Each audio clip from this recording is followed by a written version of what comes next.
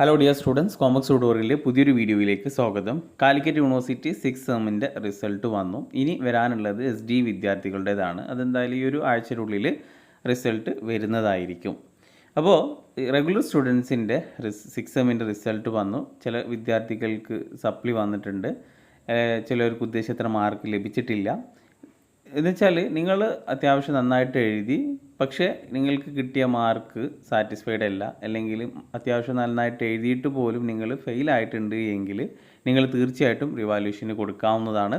അപ്പോൾ റിവാലുവേഷന് കൊടുക്കേണ്ട last date എന്നുള്ളത് ജൂൺ 9 അപ്പോൾ ഇപ്പോൾ റിസൾട്ട് വന്നിട്ടുള്ള എല്ലാ 6th സെമസ്റ്റർ വിദ്യാർത്ഥികൾ BA, BSW, BCom, BSc, BCA അങ്ങനെയുള്ള എല്ലാവരും അവരുടെ 2017 അഡ്മിഷൻ മുതലുള്ള എല്ലാ വിദ്യാർത്ഥികൾക്കും റിവാലുവേഷന് കൊടുക്കാനുള്ള അവസാന തീയതി എന്നുള്ളത് ജൂൺ 9 അപ്പോൾ റിവാലുവേഷന് കൊടുക്കേണ്ടവർ എത്രയും പെട്ടെന്ന് തന്നെ റിവാലുവേഷന് കൊടുക്കുക.